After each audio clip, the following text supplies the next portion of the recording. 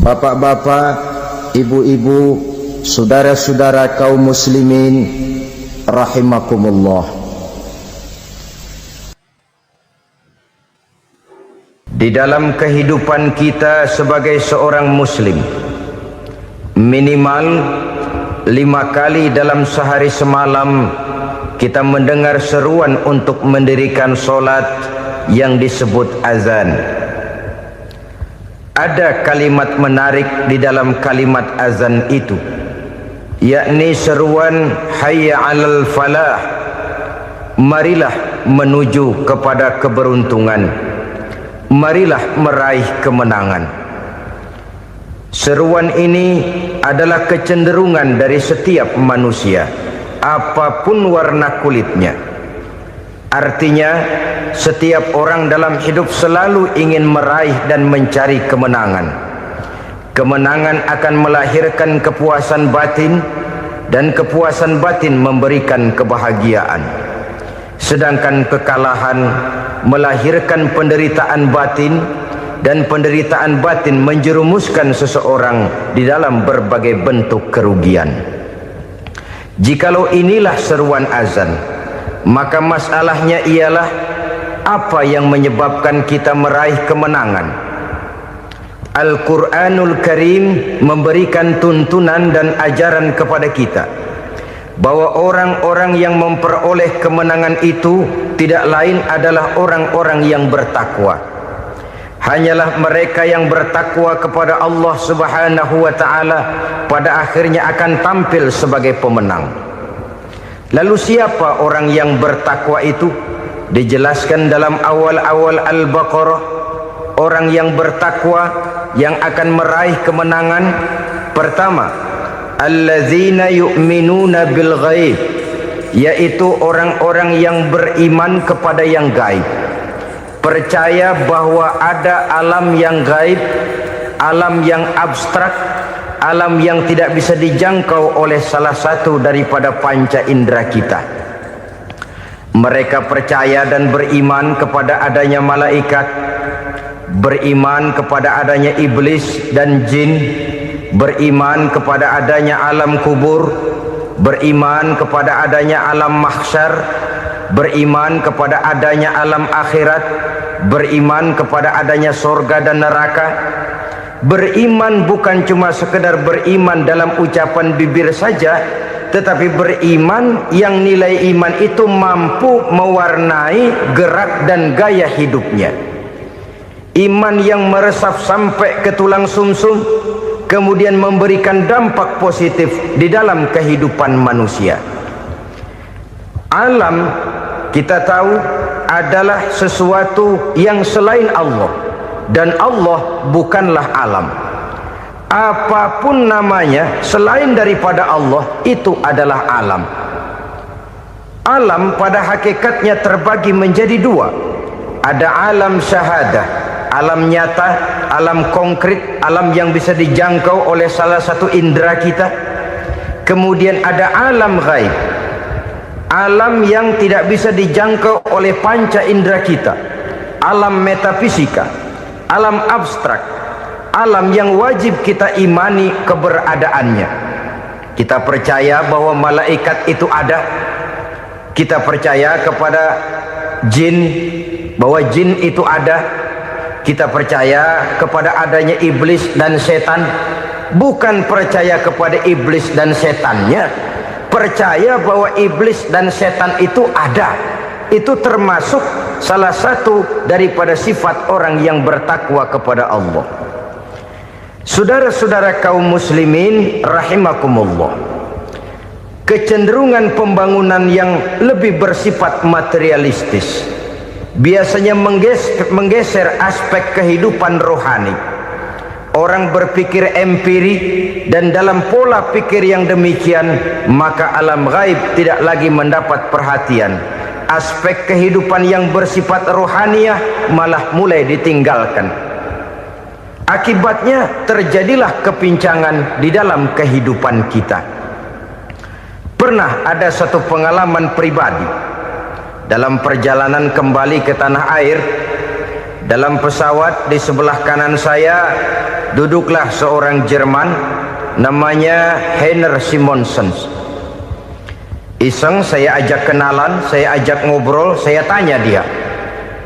Saya bilang, Mas Heiner ini,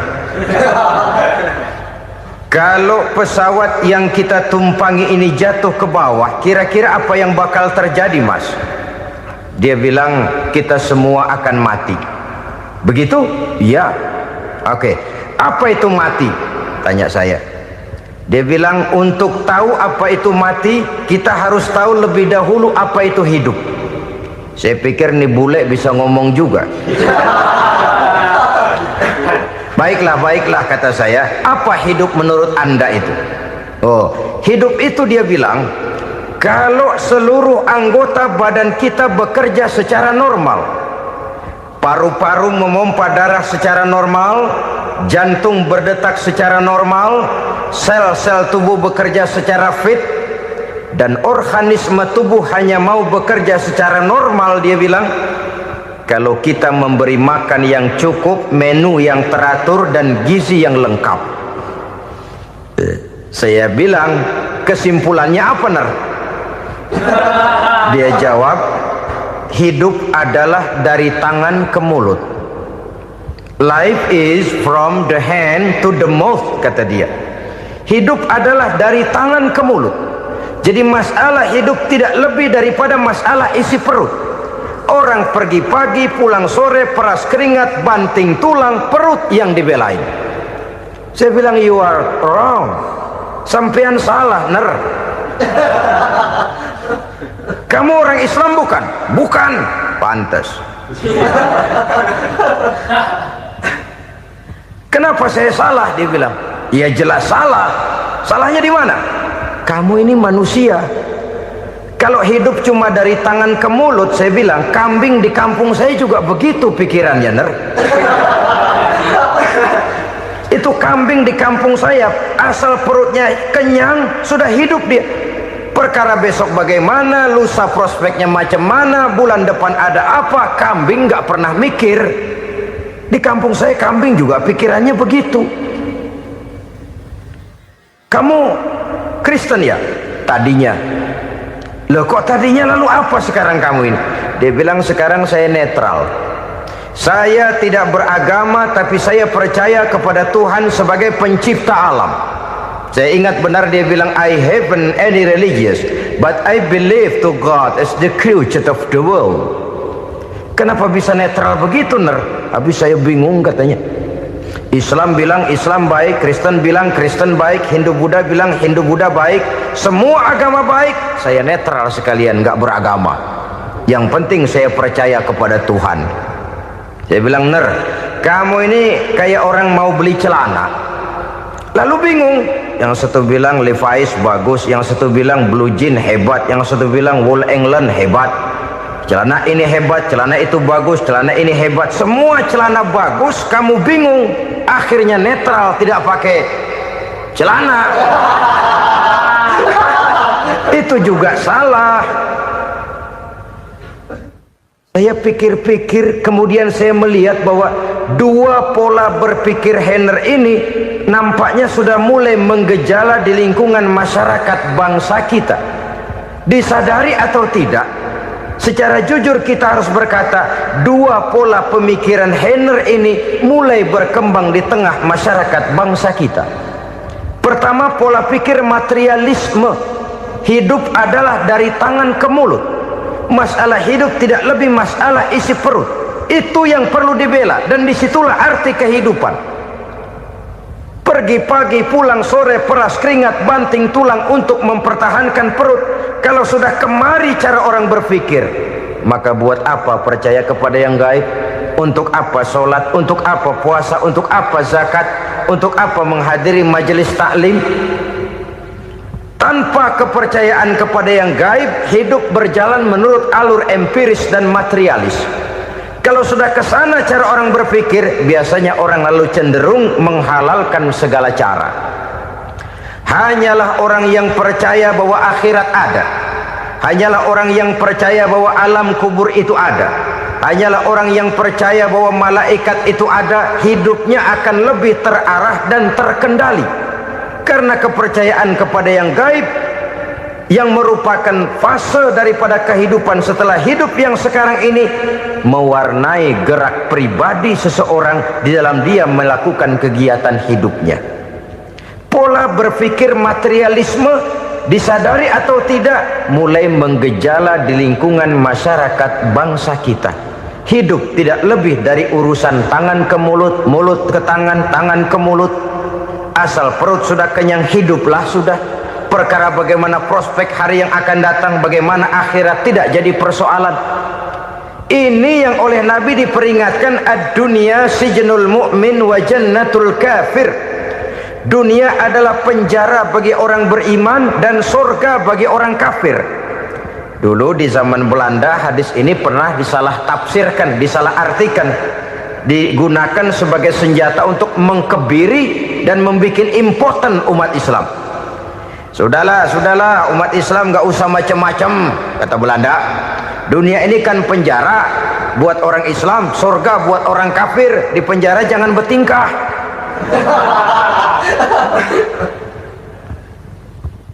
Pengertiannya tidak begitu. Dunia adalah penjara bagi orang mukmin. Artinya dalam kehidupan dunia seorang mukmin tidak bebas memperturutkan hawa nafsunya. Di penjara hawa nafsunya. Sebaliknya surga bagi orang-orang kafir. Buat orang kafir surgalah dunia ini. Mereka bebas memperturutkan hawa nafsunya, dilarang tidak terlarang, dicegah pun tidak tercegah. Mereka hidup menurut alur bisikan nafsu mereka sendiri. Kemudian bila ajal datang, maut merenggut nyawa, selesailah surganya sampai di situ. Maka bagi orang-orang yang tidak percaya kepada adanya akhirat, kepada adanya alam gaib, surganya sebatas umurnya. Sekali lagi, surganya sebatas umurnya. Bila umur selesai, ajal pun datang merenggut nyawa, selesailah sudah surganya sampai di situ. Alangkah pendeknya perjalanan orang-orang yang tidak percaya kepada alam gaib ini. Bagi kita mukmin, jikalau kita mampu memenjarakan hawa nafsu, kita bisa bahagia di dunia ini. Dan Islam memang tidak menyuruh kita sengsara di dunia. Raih dunia, kejar dunia, gapai dunia sebagai alat untuk mencapai kebahagiaan di akhirat nanti. Hidup adalah satu perjalanan panjang yang terbentang sejak kita terlahir dari alam rahim sampai kepada alam akhirat nanti. Andai kata kita gagal meraih kebahagiaan di dunia, toh kita masih punya akhirat. Tapi jangan jadi dalil yang melemahkan semangat. Biarin dah kita di dunia kebelangsak, yang penting akhirat.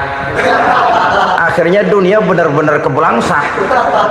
Bagaimana dunia ini bisa kita raih, dan bagaimana meraih dunia untuk menunjang kepentingan akhirat nanti. Yang kedua, dari pikiran Heiner yang saya lihat menggejala di lingkungan masyarakat bangsa kita, timbulnya manusia-manusia netral. Seolah-olah Tuhan yes, agama no. Sama Tuhan percaya, agama ogah. Tuhan ngangguk, giliran agama godeng. Padahal hampir dalam setiap ayat dalam Quran, kata-kata amanu biasanya bergandeng dengan wa amilus sholihat, iman dan amal soleh. Ini sebagai isyarat Tuhan dan agama jangan pernah dipisah-pisah. Apabila kita bertuhan, maka kita harus beragama. Apabila kita beragama, maka agama itu harus bersumberkan dari Tuhan yang kita imani itu. Tidak mungkin kita pisah, Tuhan yes, agama no. Sama Tuhan percaya tapi agama bikin sendiri. Sembayangnya cukup bengong 2 jam madep ngulon.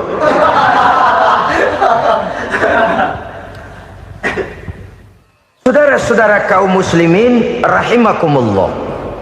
Jadi dengan demikian, agama yang kita akui merupakan unsur mutlak di dalam pembangunan sekarang ini, merupakan bagian dari kehidupan yang menuntun kita bahwa di balik alam nyata ini, di balik alam syahadah ini ada alam gaib. Dan mudabbir, murabbi, yang mengatur, yang menguasai, yang memelihara, baik dia alam nyata, baik dia alam gaib, tidak lain adalah Allah Subhanahu wa ta'ala. Di sana ada satu super power, satu maha kekuatan yang kita perlu bersandar kepadanya.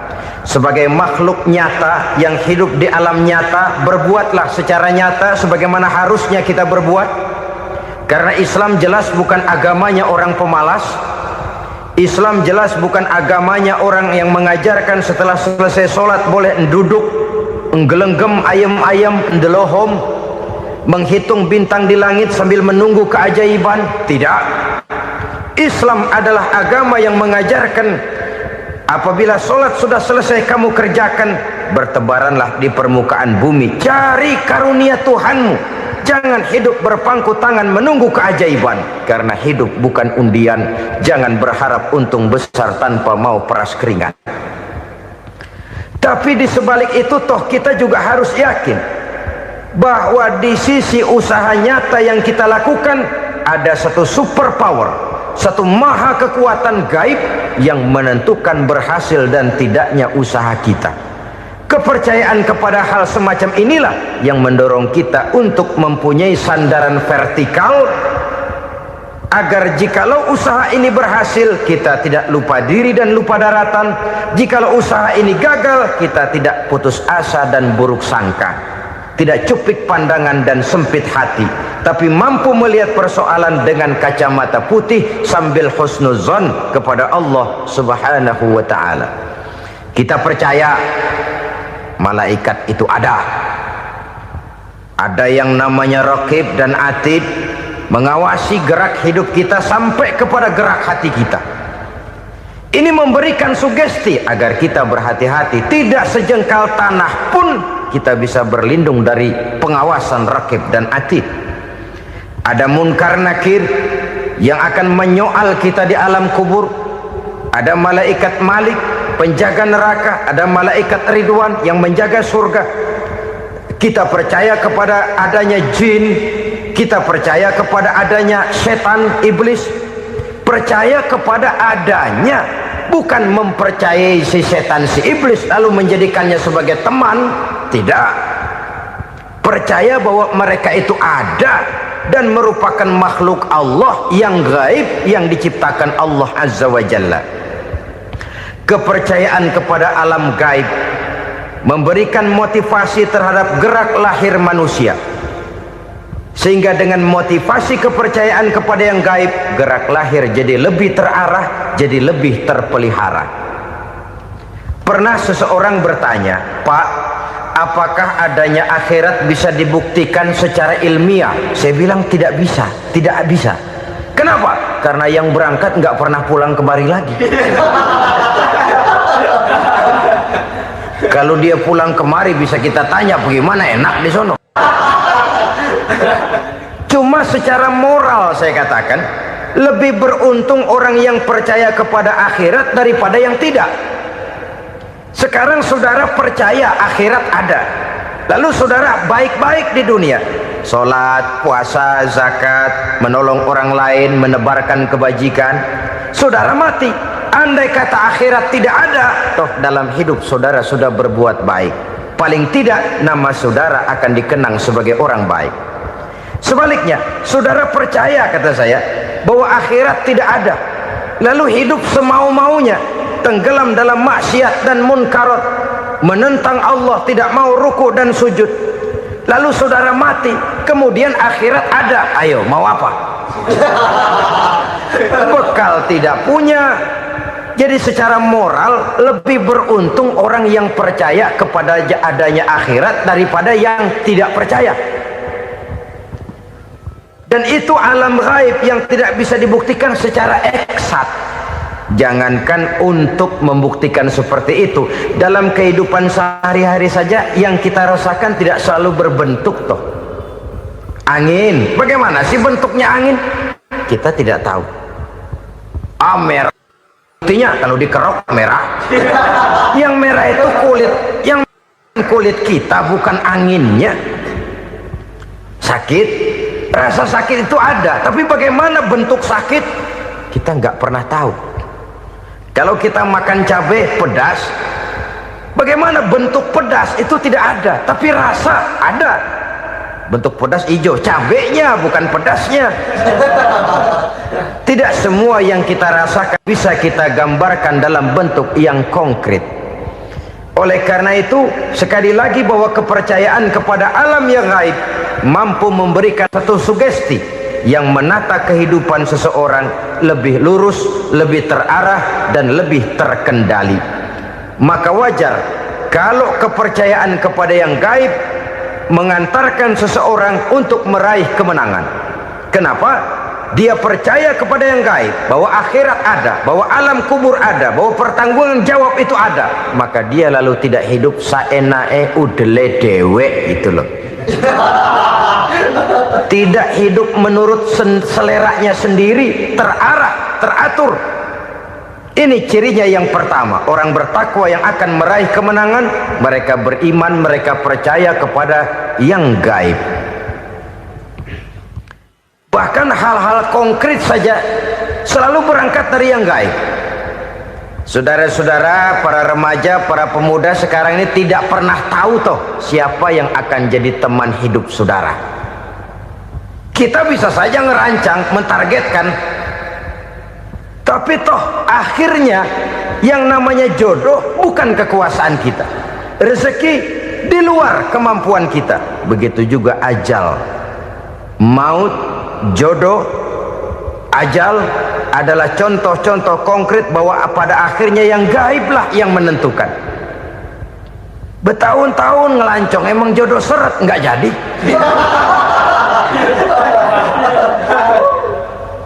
Begitu kenal baru setengah malam nginep ditangkap hansip kan. Hal-hal semacam itu kadang-kadang kita berpikir suuzon, gilet, perempuannya cakep banget, lakinya rebek amat. Memang begitulah jodohnya. Memang begitulah jodohnya. Saudara hadirin ma'asyiral muslimin yang saya hormati, jadi hal-hal yang konkret saja kita yakini sepenuhnya ditentukan oleh satu superpower yang gaib itu tadi. Dari sanalah segala ketentuan itu berangkat dan kesanalah segalanya akan kembali. Maka kepercayaan kepada yang gaib meluruskan gerak hidup seseorang dan itu akan mengantarkan dia kepada meraih kemenangan. Satu. Yang kedua, wa yuqimuna shalah. Orang bertakwa yang akan meraih kemenangan itu adalah orang-orang yang mendirikan sholat. Kenapa sholat mengantarkan orang untuk meraih kemenangan? Yang jelas, inna sholata tanha anil fahsya'i wal munkar. Sholat mampu mencegah manusia dari perbuatan keji dan munkar. Banyak filsafat hidup yang terkandung di dalam sholat ini. Sejak kita wudhu sampai kita menghadap ke arah kiblat, sampai kita melakukan gerak-gerak sholat, bacaan-bacaan yang ada di dalam sholat, lalu sampai kepada mengucapkan salam. Banyak filsafat hidup yang terkandung di dalam sholat. Umpamanya saja, setelah takbiratul ihram mulai kita dengan sholat dalam posisi berdiri, diajarkan dalam kitab-kitab fikih agar kita melihat ke arah tempat sujud. Ini kan filsafat kehidupan. Kalau kamu sholat dalam posisi berdiri, lihat tempat sujud.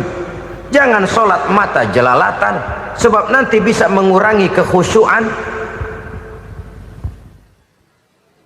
Jadi wajar kalau yang dikatakan bahwa yang paling afdol adalah shaf yang di depan. Kenapa? Secara harfiah pengertiannya akan lebih mengundang kekhusyuan. Kenapa? Kalau kita di shaf paling depan di masjid umpamanya paling banter kita lihat tembok. Tapi kalau kita shaf di tengah atau di belakang, orang-orang di depan kita pun akan kelihatan. Yang bajunya loreng, yang bajunya genggang, yang bajunya macam-macam. Kita lihat, kadang-kadang kita pikirin, ada yang bajunya bolong. Kita sholat tapi dalam hati, nih orang bajunya robek yang nggak tahu apa. Ada saja hal-hal yang mengusik kekhusyuan kita. Oleh sebab itu diajarkan dalam posisi berdiri, lihat, arahkan pandangan matamu kepada tempat sujud. Ini kan filsafat kehidupan. Maksudnya apa? Kalau lagi diri lihat dong tempat sujud. Kalau udah di atas ingat dong sama yang bawah. Kalau sudah tinggi ingat dong dari mana kamu berangkat. Kalau sudah berkuasa bantu dong yang lemah. Kalau sudah kaya santuni dong yang miskin. Kalau sudah alim bimbing dong yang awam. Ini filsafat kehidupan. Dalam posisi berdiri kau lihat tempat sujud.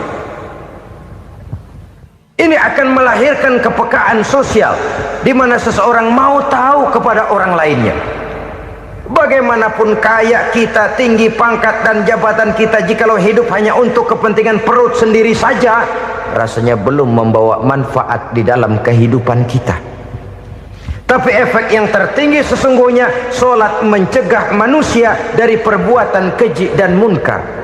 Perbuatan keji dan munkar walaupun kelihatannya mendatangkan uang, membawa keuntungan, tapi itu keuntungan semu, keuntungan sementara. Dengan menipu orang lain kita bisa dapat untung, tapi tidak membawa berkah, dan itu adalah kerugian besar dalam kehidupan kita. Maka untuk meraih kemenangan harus dimulai dengan membentuk kepribadian yang tegar, memiliki sandaran vertikal yang langsung kepada Allah Subhanahu wa ta'ala, dan itu hanya bisa kita tempuh melalui jalur ibadah formal yang sudah ditentukan Allah, yakni solat yang 5 waktu. Untuk memperkuat itu ada solat-solat sunnah, rawatib, nawafil sebagai terminal kontrol cadangan untuk memelihara stabilitas temperatur batin di dalam kita berhubungan dengan zat yang maha gaib, yaitu Allah Subhanahu wa ta'ala. Orang sering bertanya, Pak, itu tetangga saya nggak sholat, duitnya nggak habis-habis, Pak. Nggak sholat tapi mobilnya tambah terus. Nggak sholat tapi usahanya makin maju. Tapi di sisi lain ada orang yang rajin sholat, rezekinya butak bener. Anaknya mana kurus, mana korengan. Saudara hadirin ma'asyiral muslimin rahimakumullah, harus saya katakan bahwa solat memang bukan untuk cari duit. Solat adalah sandaran vertikal kita kepada Allah. Sedangkan soal rezeki itu berkaitan dengan sifat Allah maha pengasih dan maha penyayang. Allah maha pengasih, siapapun dikasih kalau mau usaha. Allah maha penyayang, tidak semua orang disayang oleh Allah Azza wa Jalla. Dan belum tentu banyak harta itu merupakan nikmat. Mungkin juga istidraj. Artinya istidraj itu dikasih tapi diambulin, kalau bahasa Betawinya itu. Dikasih tapi diambulin, itu bukan merupakan nikmat sesungguhnya, lebih merupakan azab dari Allah Subhanahu wa ta'ala.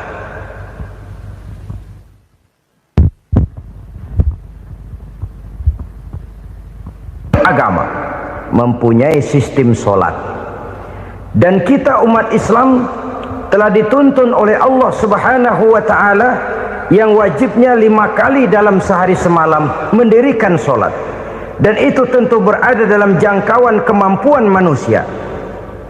Pada awalnya barangkali kita memang merasa solat itu satu kewajiban, tapi semakin kita hayati makna, manfaat dan filsafat yang terkandung di dalam ajaran solat, semakin sampai kita kepada keyakinan bahwa solat adalah keperluan kita.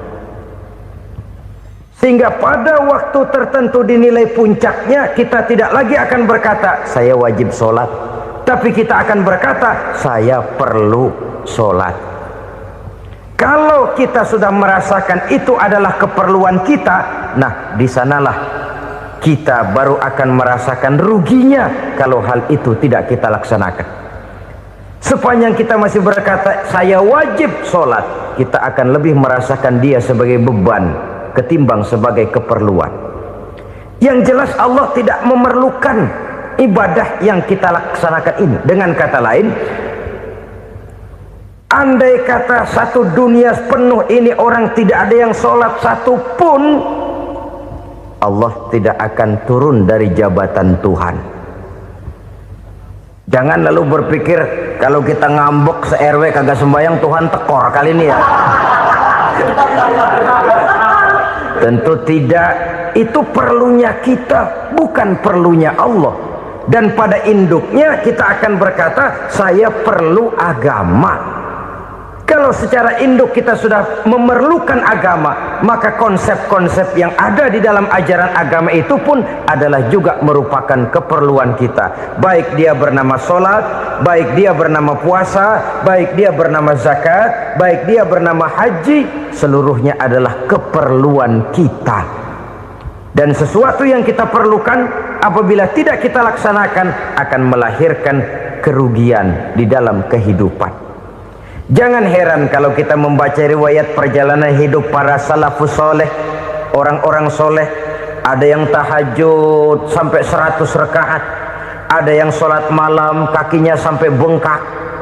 Kita sekalinya bengkak biri-biri.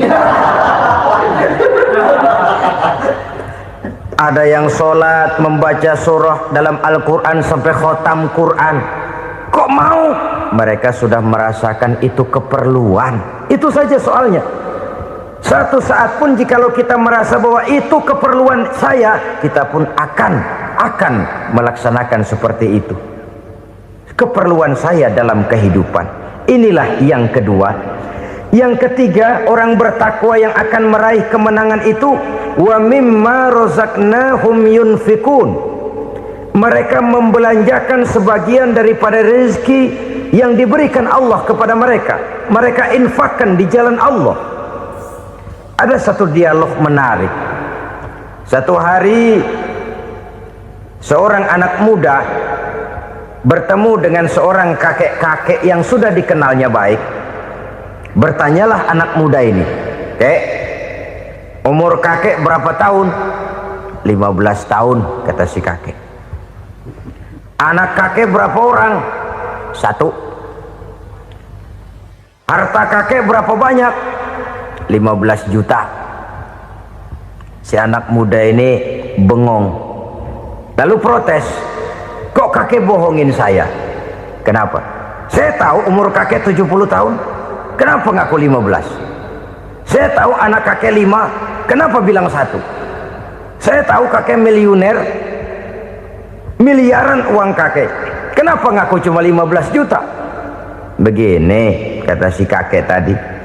Benar, umur saya 70 tahun.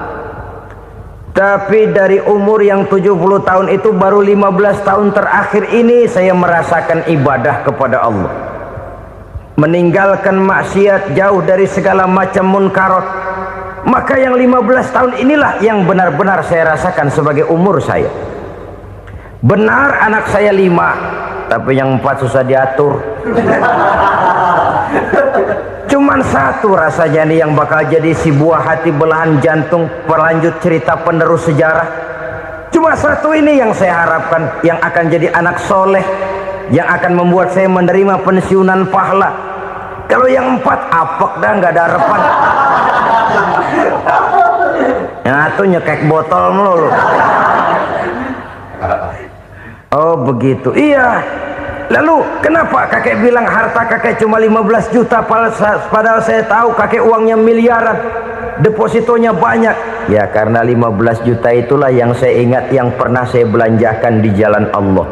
Saya merasa itulah harta saya yang sebenarnya. Yang miliaran yang saya simpan di bank kelak kalau satu saat saya mati akan jadi rebutan di antara anak-anak saya. Iya kalau anak saya soleh kayak yang 1 ini. Kalau yang 4 tadi udah tulen dia bakal berantem dah berebut tuh. Jadi 15 juta yang saya belanjakan di jalan Allah inilah yang saya merasakan benar-benar harta saya yang sesungguhnya. Dialog ini patut menjadi bahan renungan kita bersama. Diberikan kita umur 40, 50, 60, 70, 80. Berapa tahun dari umur yang diberikan itu yang jalan mulus, yang kita gunakan untuk melaksanakan ibadah? Banyak harta kita simpan di bank, di lemari, di dompet, di tas. Tapi berapa yang sudah kita depositokan di jalan Allah yang akan menemani kita di hari kita kembali nanti? Maka orang bertakwa yang akan meraih kemenangan, wa mimma razaqnahum yunfikun. Mereka membelanjakan sebagian dari rezeki yang diberikan Allah di jalan Allah subhanahu wa ta'ala. Ma'asyiral muslimin rahimakumullah, zahirnya memang kita memberikan kepada orang lain, tapi hakikatnya kita menyimpan untuk diri kita sendiri. Kita memberikan kepada yatim piatu 25.000, zahirnya kita memberikan si yatim, hakikatnya kan kita cuma nyimpan. Saya berikan, titip kepadamu, ini untuk saya di akhirat. Kau boleh belikan baju, kau boleh belikan untukmu makan, kau boleh bayarkan sekolahmu, ini untuk saya. Hakikatnya kita nyumbang masjid 1 juta, zahirnya kita berikan kepada panitia masjid, tapi hakikatnya kan cuma titip 1 juta ya, untuk saya di alam kubur nanti.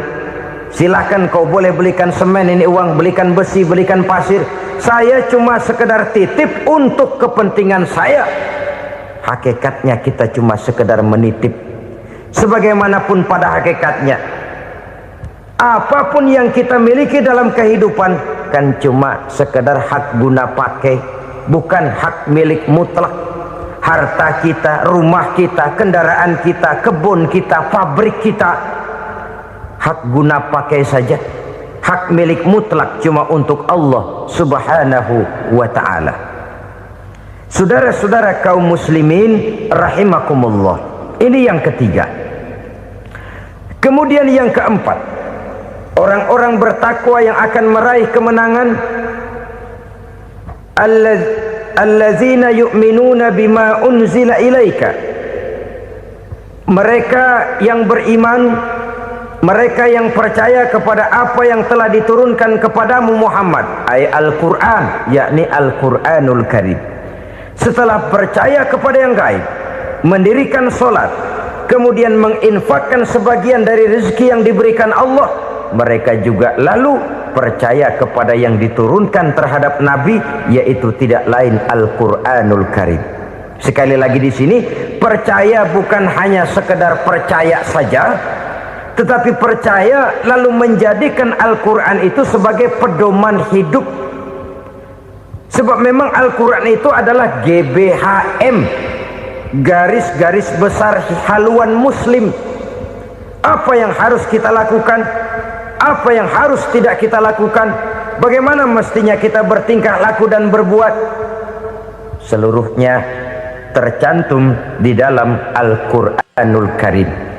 Itu sebabnya ketika satu hari Aisyah ditanya bagaimana akhlak Rasul, beliau menjawab, kana Rasulullah sallallahu alaihi wasallam khuluquhul Quran.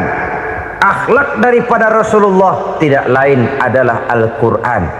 Jawaban simpel ini memberikan gambaran bahwa keseluruhan daripada konsepsi Quran sudah diterjemahkan dalam kehidupan Rasulullah sallallahu alaihi wasallam. Karena kita tahu akhlak adalah keseluruhan dari gerak hidup manusia, sejak ia berpribadi, berumah tangga, bertetangga, bermasyarakat, sampai kepada berbangsa dan bernegara. Al-Quran tetap memberikan sentuhan nilainya. Oleh karenanya, orang-orang yang bertakwa adalah orang-orang yang menjadikan Al-Quran sebagai pedoman dalam kehidupannya. Dan kita yakini Al-Quran diturunkan kepada Nabi Muhammad bukan merupakan produk Nabi Muhammad. Isi dan redaksinya langsung dari Allah subhanahu wa ta'ala.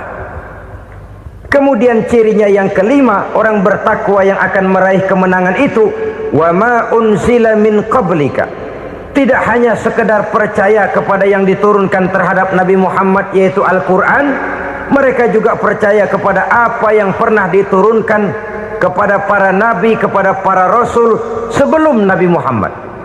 Percaya kepada adanya suhuf, percaya kepada adanya Taurat, percaya kepada adanya Injil, percaya bahwa Allah dahulunya sudah menurunkan Taurat kepada Musa, percaya bahwa Allah sudah menurunkan Injil kepada Isa, percaya Injil ada, Taurat ada, diturunkan Allah untuk Isa dan Musa, tetapi tidak wajib mengamalkannya karena kita sudah diberikan Al-Quranul Karim. Ini yang perlu saya garis bawahi. Kita percaya Allah telah menurunkan Injil dahulu kepada Isa. Kita percaya bahwa Allah telah menurunkan Taurat dahulunya kepada Nabi Musa. Kadang-kadang ini dijadikan dalih, dikacaukan pengertiannya. Quran saja mengajarkan bahwa orang yang bertakwa harus percaya kepada Injil, maka pakailah Injil. Apalagi kalau ayat sebelumnya ditilap, dihapus, dihilangkan, Injilnya yang ditekankan, maka akan terjadilah penekanan yang salah arah. Karena salah arah akhirnya bisa merusak dan menghancurkan akidah. Ketika Rasul suatu saat pernah ditanya orang, "Ya Rasul, bagaimana sikap kita sebagai muslim terhadap Injil yang ada sekarang?" Beliau menjawab, "La tukadzibuhu jami'an wa la tusaddiquhu jami'an." Jangan didustakan seluruhnya, jangan juga dibenarkan semuanya. Artinya, ini sudah merupakan gambaran dari Rasul bahwa dalam Injil yang ada sekarang masih ada ajaran-ajaran tauhid yang dibawa oleh Nabi Isa dan diajarkan kepada umatnya. Tapi juga dalam Injil yang sekarang ini sudah terkena intervensi dan investasi manusiawi. Karena itu Rasul menyimpulkan, la tukadzibuhu jami'an wa la tusaddiquhu jami'an. Jangan didustakan semua, jangan dibenarkan seluruhnya. Kita memang percaya Allah telah menurunkan Injil kepada Nabi Isa dulu, tapi kita tidak wajib mengamalkan Injil. Kita percaya Allah telah menurunkan Taurat kepada Nabi Musa, tapi kita tidak wajib mengamalkan kitab ajaran Taurat. Yang wajib kita percayai dan kita amalkan hanyalah Al-Quranul Karim. Kenapa? Oleh karena baik yang ada di dalam Taurat, baik yang ada di dalam Injil, tentu tercakup di dalam Al-Quran sebagai kitab terakhir yang diturunkan oleh Allah Subhanahu wa ta'ala. Dan itu wajar. Kalau seorang pejabat mau mengeluarkan satu keputusan baru, tentu dia harus meninjau keputusan-keputusan lama. Andai kata dianggap tidak berlaku, dianggap tidak relevan lagi, maka keputusan-keputusan lama itu tentu sudah dianggap tidak berlaku. Sebagian daripada aturan-aturan dalam keputusan lama yang masih dianggap relevan tercantum dalam keputusan baru yang wajib diamalkan. Begitulah hubungannya antara Al-Quran, Taurat, Zabur, dan Injil. 4 kitab samawi yang diturunkan Allah masing-masing kepada Zabur untuk Nabi Daud, Taurat untuk Nabi Musa, dan Injil untuk Nabi Isa alaihi wassalatu wassalam. Ketiga-tiga kitab itu kita percayai adanya. Kita yakini Allah telah menurunkan Zabur, Taurat, dan Injil, tapi kita tidak wajib mengamalkannya. Yang wajib kita mengamalkannya sekarang ini tidak lain hanyalah Al-Quranul Karim saja, karena ia mencakup apa yang ada di dalam Zabur, apa yang ada di dalam Taurat, dan apa yang ada di dalam Injil. Keotentikannya bisa dipertanggungjawabkan. Ya, tapi kan Nabi Muhammad sudah mati 14 abad yang lalu, dan di zaman beliau Al-Quran kan belum dikodifikasikan, belum ditulis. Bagaimana keotentikannya bisa dipertanggungjawabkan? Mudah saja. Allah berjanji, "Inna nahnu nazzalna dzikra wa inna lahu lahafizun." Kami yang menurunkan Al-Quran dan kami yang akan menjaga dan memeliharanya. Allah turunkan Quran, Allah menjaganya. Bagaimana cara Allah menjaga Al-Quran itu? Banyaknya orang-orang yang hafaz Al-Quran. Hafaz Al-Quran 30 juz, 114 surah, 6.666 ayat.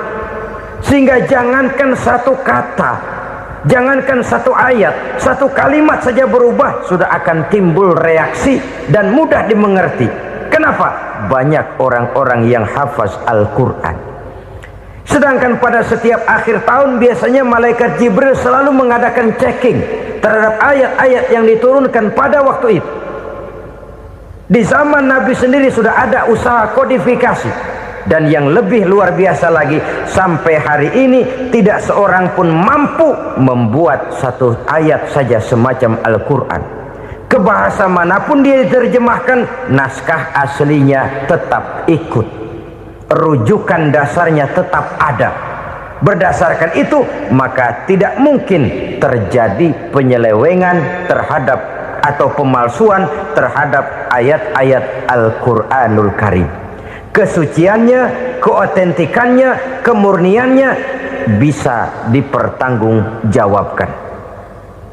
Ma'asyiral muslimin rahimakumullah. Oleh karenanya, konsepsi dasar daripada ajaran Islam ini memang tidak lain adalah Al-Quran dan Sunnah.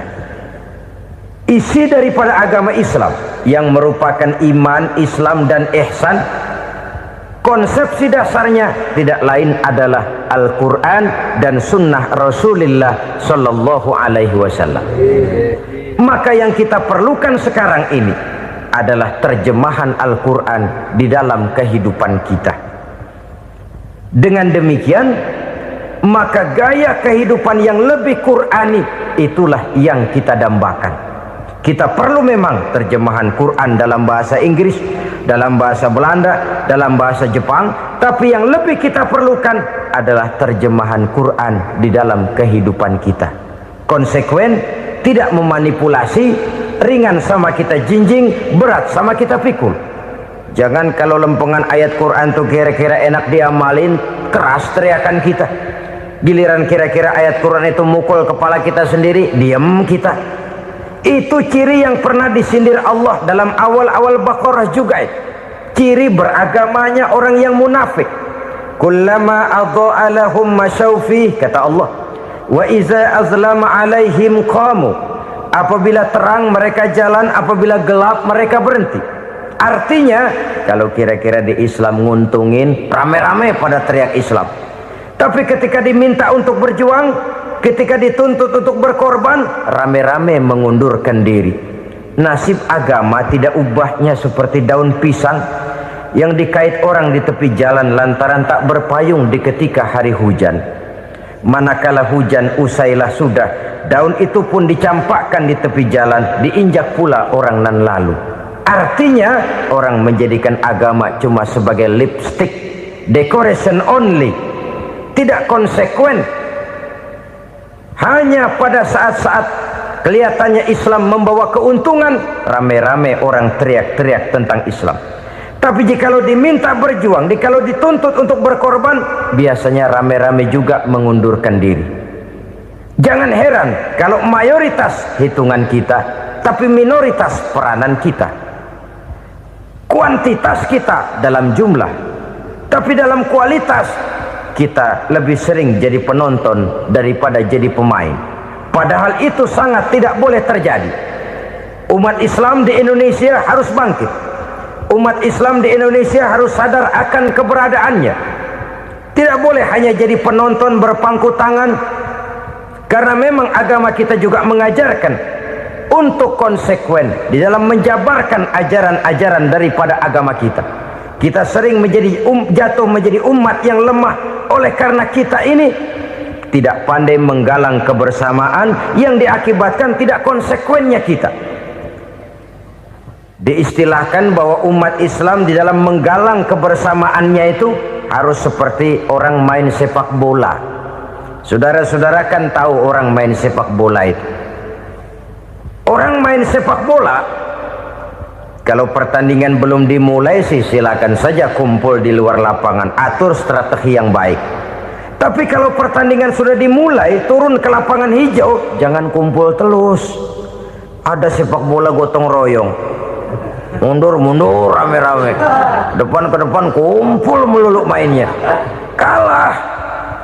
Orang main sepak bola itu ya harus ada penyerang tengah, harus ada penjaga gawang, harus ada strikernya, harus ada kiri luarnya, kanan dalamnya yang jadi backnya. Posisi boleh bermacam-macam, tapi yang penting saling ngoper untuk menggolkan gawang lawan. Begitulah umat Islam ini. Boleh ada yang jadi pejabat, boleh ada yang jadi pengusaha, boleh ada yang jadi petani, silakan ada yang jadi seniman, ada yang jadi penyair, ada yang jadi artis sekalipun. Tapi kalau sudah berhasil menguasai bola, jangan lupa operannya. Operan itu yang langka. Kita ini muslim kadang-kadang kalau sudah memegang menguasai bola, kalau belum mau mampus, belum mau ngoper. Nanti kalau sudah nggak punya bola, baru mau ngoper. Kalau sudah dengar-dengar mau dekat pensiun, baru mau jihad, baru mau berjuang, baru mau ngurus pesantren. Tanda tangan sudah tidak laku, memo sudah tidak dihargai, baru mau berjuang. Kemarin kemana, Mas? Kita tidak pandai memanfaatkan posisi. Dengan kata lain, kalau kembali kepada persoalan kita, konsekuensi kita terhadap agama yang kita anut ini belum ideal. Kita masih lebih sering berislam ini pada saat-saat yang menurut perhitungan kita membawa keuntungan. Tapi kalau diminta berjuang, dituntut berkorban, yang itu pun hakikatnya adalah untuk kepentingan kita juga. Allah tidak pernah menuntut kita untuk jihad bagi kepentingan Allah, itu tidak. Berjuang menegakkan agama Allah, apakah untuk kepentingan Allah? Tidak. Untuk kepentingan kita. Sebab nilai-nilai jihad itu pada akhirnya akan membawa kita kepada satu kebahagiaan. Setidaknya kalau tidak di dunia, tentu di akhirat sebagai syahid. Oleh karena itu, pada bagian akhir ini saya ingin mengajak, marilah kita konsekuen. Sekali kita berkitabkan Al-Quranul Karim, mari dia kita jadikan pedoman. Jangan cuma kita jadikan sebagai penghias dinding, pelengkap rumah, bahwa di rumah kita ada Al-Quran, tapi yang baca kecoa. Habis pada bolong tuh Quran. Yang penting kan punya Quran. Ditaruh di pintu rumah. Biar apa? Biar kuntilanak kagak masuk katanya. Ya apa itu nasib Quran? Cuma kerjanya jaga pintu, ngusir kuntilanak, ngusir memedi. Bagaimana kita hidup menurut tuntunan Al-Quran? Kadang-kadang tidak pernah menjadi masalah bagi kita. Maka bagaimanakah Al-Quran akan mungkin membawa keberkahan dalam hidup kalau ajarannya kita injak-injak dalam keseharian kita? Mewujudkan gaya hidup yang lebih Qurani, itulah yang akan kita rintis di dalam kehidupan kita, bertahap, step by step, menurut kemampuan yang ada pada kita. Jika jalan ini tidak bisa kita selesaikan, percayalah akan ada generasi penerus yang akan melanjutkan usaha dan cita-cita mulia itu. Jadi percaya kepada Taurat, percaya kepada Injil, sekadar percaya Allah dahulunya sudah menurunkan itu, tapi kita tidak wajib mengamalkannya. Kenapa? Generasi Injil masa berlakunya sudah kedaluarsa. Taurat masa berlakunya sudah kedaluarsa. Injil pernah berlaku untuk orang Nasrani di zaman Nabi Isa. Taurat pernah berlaku untuk orang Yahudi di zaman Nabi Musa. Setelah generasinya berlalu, datang Rasul penutup yang membawa Al-Quranul Karim. Maka Al-Quran itulah yang berlaku menjadi pedoman sampai hari akhir nanti. Jangan jauh dari Al-Quran, karena apabila ini kita lakukan, maka kita akan kembali kepada satu gaya hidup yang jauh dari tuntunan agama, dan itu artinya kita akan semakin jauh untuk meraih kemenangan. Saudara-saudara kaum muslimin rahimakumullah, yang keenam, yang terakhir, orang-orang bertakwa yang akan meraih kemenangan itu wabil akhirati hum yuqinun. Mereka percaya, mereka yakin seyakin-yakinnya akan adanya hari akhir, di mana seseorang akan mempertanggungjawabkan seluruh perbuatannya di dalam hidup ini, dan tidak ada satu perbuatan yang bagaimana kecilnya sekalipun yang tersembunyi dalam pandangan manusia yang tidak akan dibukakan persoalannya di mahkamah Qadi Rabbul Jalil di akhirat nanti. Itulah sebabnya maka percaya kepada akhirat disebut secara khusus. Padahal di awal tadi sudah dijelaskan yu'minuna bil ghaib, percaya kepada alam gaib, dan alam gaib ini termasuk akhirat. Kenapa pada bagian akhir disebut lagi akhirat? karena ternyata bahwa kepercayaan kepada adanya akhirat merupakan induk dari kepercayaan terhadap adanya malaikat, setan, jin dan lain sebagainya, dan akan lebih memberikan sugesti dalam kehidupan manusia untuk meluruskan gerak hidupnya. Jikalau satu saat tergerak hati akan berbuat kejahatan, ingin mencuri, sadarlah, awas ada akhirat. Sebab kalau kita cuma teriak awas ada polisi, itu cuma tertunda sementara. Begitu polisi meleng, embat. Kalau kita ingin berbuat jahat cuma berteriak awas ada hansip, cuma sementara ketika hansip itu ada. Tapi kalau ceritanya awas ada akhirat, mau menyeleweng awas ada akhirat, mau berjudi awas ada akhirat, mau mencuri awas ada akhirat.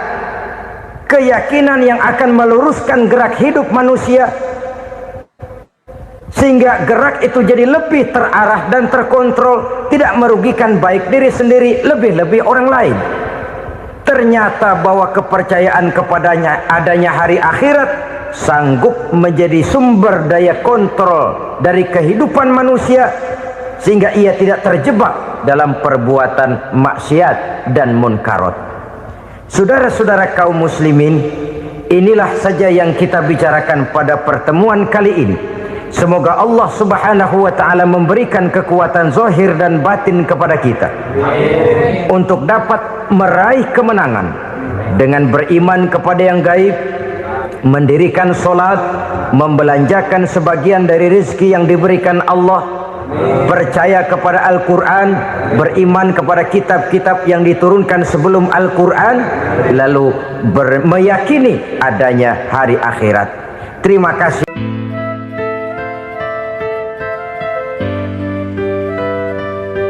Bapak, ibu-ibu, saudara-saudara kaum muslimin rahimakumullah, kita menyaksikan peristiwa-peristiwa yang memilukan dan memalukan. PHK terjadi di mana-mana, pengangguran meningkat, harga-harga membumbung tinggi, daya beli rakyat semakin lemah.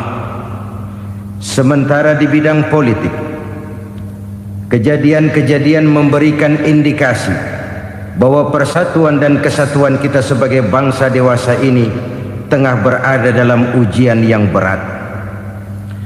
Pada jumpa kita kali ini, tanpa bermaksud untuk mencari kambing hitam dari bencana yang kita hadapi, saya ingin menyampaikan sebuah hadis yang diriwayatkan oleh Imam At-Tabarani dari Ibnu Abbas, bahwa Rasulullah sallallahu alaihi wasallam bersabda, khamsun bi khamsin, ada 5 perkara yang dapat menimbulkan 5 macam bencana.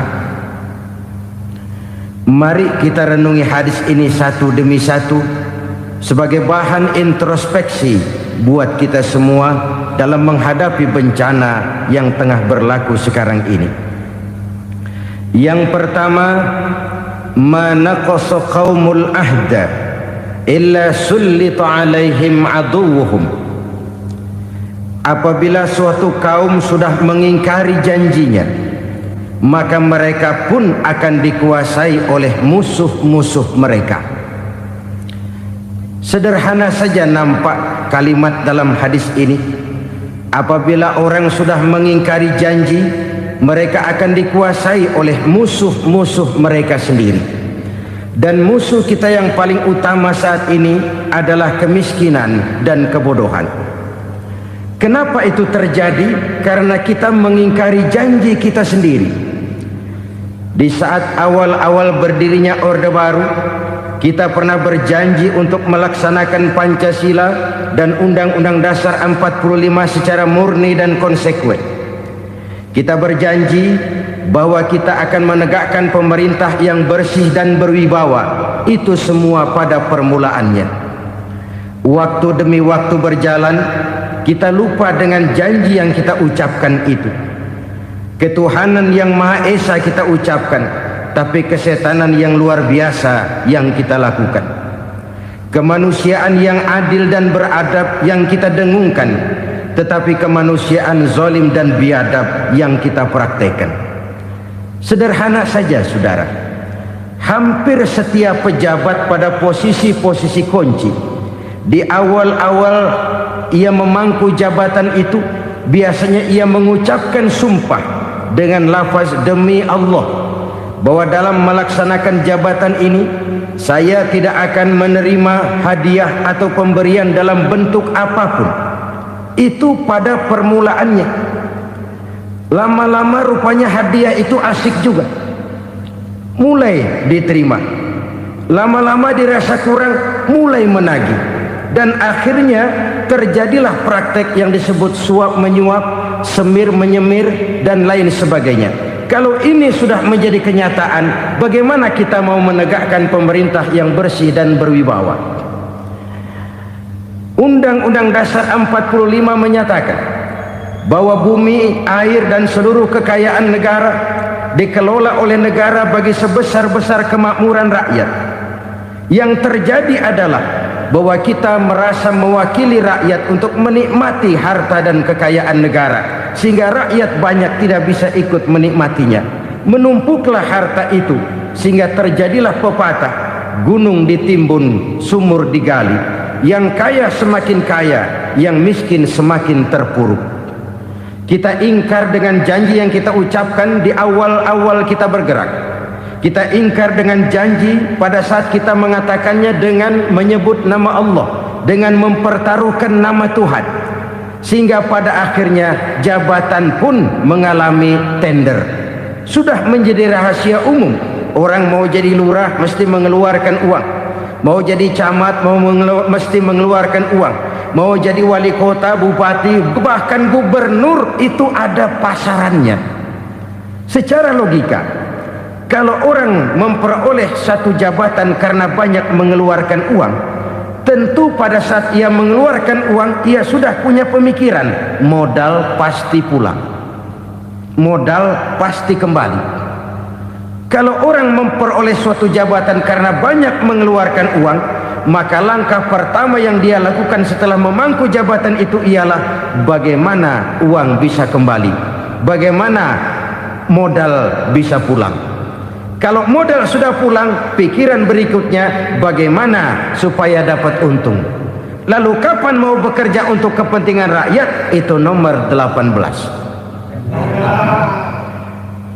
Kemudian kalau ada proyek-proyek besar, pertanyaannya ialah bukan apakah proyek ini bermanfaat bagi rakyat, apakah proyek ini layak untuk diteruskan, tetapi yang jadi pertanyaan paling utama ialah bagian saya berapa duit dari proyek ini. Kita bisa lihat proyek, mega proyek lahan 1 juta hektar di Kalimantan Tengah, triliunan rupiah, dan proyek itu gagal. SD Impres bulan ini diresmikan, bulan depan retak. Jembatan-jembatan bulan ini gunting pita, bulan depan runtuh. Kita ingkar dengan janji. Kita berkata kita bekerja untuk kepentingan rakyat, tapi kita tidak pernah mengenal rakyat itu. Apabila suatu kaum sudah mulai mengingkari janji, maka mereka akan dikuasai oleh musuh-musuh mereka. Akibatnya tersusunlah barisan-barisan sakit hati yang makin lama makin menjadi bola salju, menggelinding membesar, dan kemudian terjadilah hal-hal yang tidak kita inginkan lagi. Apabila suatu kaum sudah mengingkari janji, maka mereka akan dikuasai oleh musuh-musuh mereka. Ini penyebab bencana yang pertama. Kita tidak konsekuen. Tadinya kita dengan lantang teriak-teriak berantas korupsi, ganyang korupsi. Pada waktu kita belum mendapat kesempatan. Setelah kita naik punya kesempatan, rupanya korupsi enak juga dirasa. Terjadi pergeseran nilai, orang luntur, kehilangan idealisme awal. Lalu untuk menghibur diri, menutup kesalahan, kita gunakanlah pepatah bahwa tidak ada gading yang tak retak, bahwa kita harus mikul dhuwur mendem jero. Itu semua cuma sebagai dalih agar kesalahan kita tidak dibicarakan orang lain. Padahal kita sendiri yang mengingkari janji. Kita yang keluar dari komitmen awal kita. Kita berjanji melaksanakan Pancasila dan Undang-Undang Dasar 45 dengan murni dan konsekuen. Kita berjanji untuk menegakkan pemerintah yang bersih dan berwibawa. Namun dalam kenyataannya itu tidak kita laksanakan dengan sebagaimana mestinya. Kita bergeser, kita mengalami proses degradasi, peluncuran nilai, dan akhirnya terbentuklah barisan-barisan sakit hati yang semakin lama semakin membesar itu. Kita harus introspeksi. Memang kalau zaman sedang susah, biasanya kambing hitam laris, tukang kompor gentayangan. Itu dari dulu selalu mencari kambing hitam. Karena itu kita tidak bicara orang, kita tidak bicara siapa yang salah, kita bicara sistem, dan sistem itu bisa mengena siapa saja. Kalau orang sudah mulai mengingkari janji, bergeser dari komitmen awal, itu sudah mulai ia mengalami proses peluncuran, proses degradasi. Ini penyebab yang pertama. Kita tidak lagi konsekuen bahwa bumi, air, sumber daya alam adalah milik negara, dikuasai oleh negara, digunakan bagi sebesar-besar kemakmuran rakyat. Ternyata rakyat yang makmur itu tidak merupakan gambaran yang menyeluruh dari rakyat kita. Undang-undang dasar kita menganut ekonomi kekeluargaan, tapi yang kita praktekkan adalah ekonomi keluarga. Kalau bukan keluarga nggak dapat proyek. Kalau bukan keluarga nggak dapat macam-macam. Kekeluargaan kita rubah menjadi keluarga, timbullah penyakit nepotisme. Kita bergeser, kita ingkari janji, dan kita anggap kita atasnamakan rakyat. Rakyat cuma sekedar jadi address, rakyat cuma sekedar jadi alamat, tetapi kehidupan mereka tidak banyak berubah dan tidak banyak terangkat. Kaum muslimin rahimakumullah, ini penyakit yang pertama, penyebab bencana yang pertama. Yang kedua, kata Nabi, wa ma hakamu bighairi ma anzalallah. Apabila hukum yang diterapkan sudah tidak lagi bersumber dari hukum Allah, illa fasha fihimul faqru, maka akan bertebaranlah kemiskinan di mana-mana. Ini artinya apa? Apabila hukum tinggal sebuah stempel, apabila hukum sudah diatur menurut kepentingan, apabila hukum sudah tidak lagi ditegakkan secara adil, maka kemiskinan merambah di mana-mana. Hukum diatur menurut selera orang yang sedang berkuasa, maka yang benar bisa jadi salah, yang salah bisa jadi benar. Hukum dalam kenyataan hidup berlaku seperti pisau. Pisau itu kan saudara lihat, yang namanya pisau dimanapun itu tajamnya ke bawah, ke atas tumpul. Kalau hukum itu, kalau untuk rakyat, hukum itu tajam bukan main, cepat sekali dilaksanakan. Tapi giliran menengah ke atas, yang gedean dikit berbuat salah, hukum tumpul.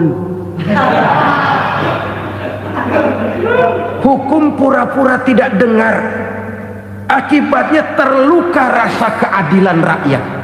Satu kasus rakyat diam, dua kasus rakyat diam, tiga kasus rakyat diam, kasus terakumulasi di hati rakyat.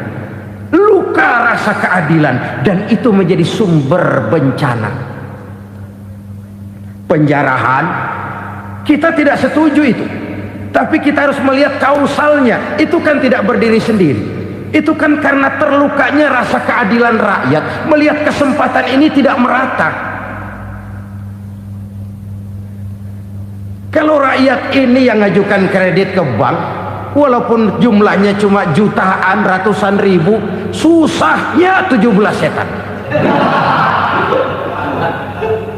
Tapi ada orang-orang tertentu yang agunannya palsu, jaminannya palsu, bawa kata belece, bukan cuma miliaran, triliunan kredit bisa keluar. Terluka rasa keadilan, hilangnya kesempatan.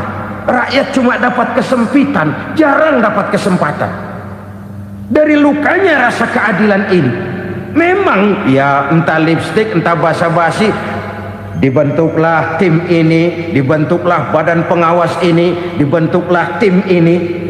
Kalau membentur tahu, hancur tahu. Tapi kalau tim yang dibentuk membentur karang, bukan karangnya yang hancur biasanya, timnya yang bubar. Kenapa? Yang dibentur batu karang yang sangat keras.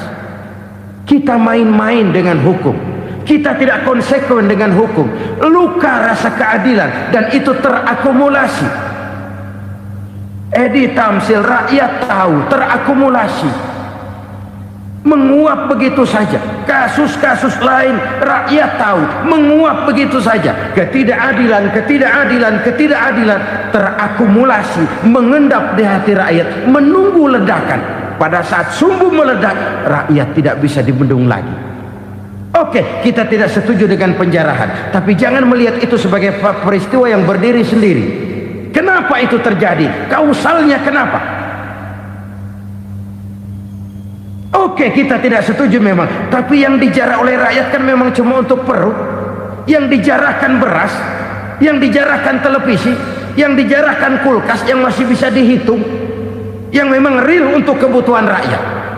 Penjara berdasi kepala botak yang menguras uang rakyat habis-habisan, enak saja melenggang dalam kehidupan ini. Makin terluka rasa keadilan rakyat. Apabila hukum yang diterapkan sudah menyimpang dari keadilan yang diajarkan Allah, fasyafihimul fakru, bertebaranlah kemiskinan. Aneh, memalukan, memilukan. Sebuah negara agraris yang katanya pulaunya hijau royo-royo, gemari palau jenawi toto tentem kertora harjo, yang tahun 93 pernah mendapat penghargaan dari FAO, Badan Pangan Sedunia, sebagai negara yang berhasil dalam swasembada pangan. Sekarang ini kita terpaksa betul beli beras dari Vietnam, beli beras ke Kamboja, beli kedelai dari Kamboja. Kenapa? Lahan sawah kita habis ditanami pabrik. Teknologi kita, teknologi loncatan yang non-applied, tidak terpakai oleh kita. Lantas lahan yang tidak bisa kita tanami, kita paksakan lahan-lahan gambut menjadi tanah pertanian yang subur dengan biaya triliunan, dan kita gagal. Kita cari jarum dan kapak hilang. Kita mau jadi negara industri dengan loncatan teknologi yang maju, kita lupakan pola pijak kita sebagai negara agraris, dan akhirnya kita kecolongan. Lihatlah dewasa ini. Rakyat kita antri sembako di mana-mana. Di sebuah negara agraris. Ketidakadilan melahirkan kemiskinan. Kemiskinan moral dan kemiskinan material. Kemiskinan moral, rakyat nggak percaya lagi sama pejabat. Rakyat mengalami krisis figur. Orang, alah lu ngomong dah sama ember.